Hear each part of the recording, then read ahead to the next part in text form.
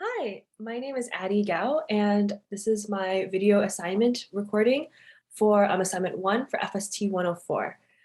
Today I'm going to be presenting the Fratelli Beretta Incorporated Salmonella outbreak of 2021. So we're going to get started. We'll just be going through the details of the outbreak, a little bit of background about the company, then some information about Salmonella's past, and then information on current Salmonella, and then some resources on how to handle it um, carefully so as to not contaminate your food, or how to decontaminate if it is contaminated, and then I'll have a resources use slide at the end.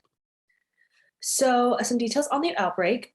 40 people in total were documented to have been affected by this outbreak, although the true number of people is currently still unknown.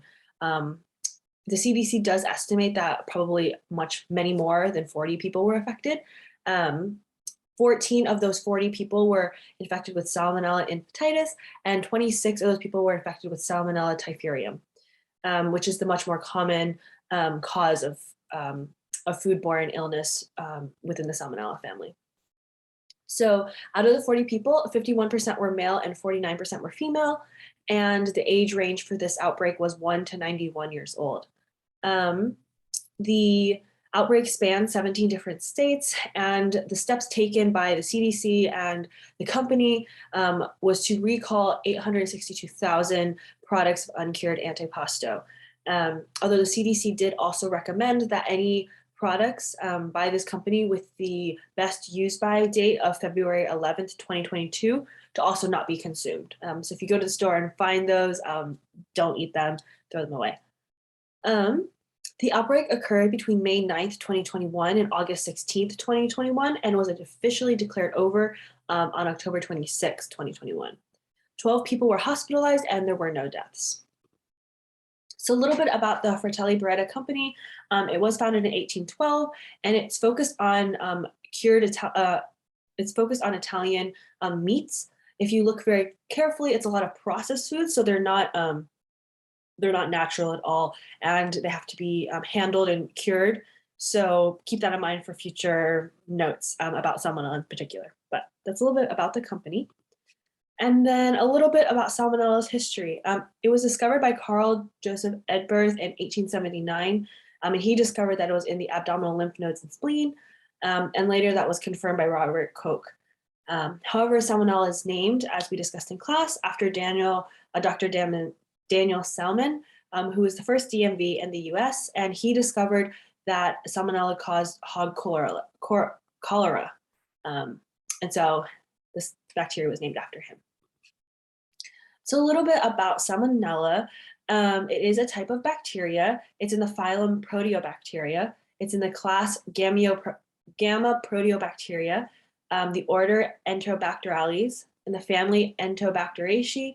The genus is Salmonella, and then the species is Enteretia and Bangori.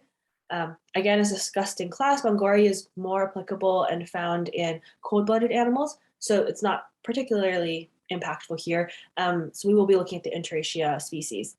And then, again, this is one of the most common causes of foodborne illnesses in the US.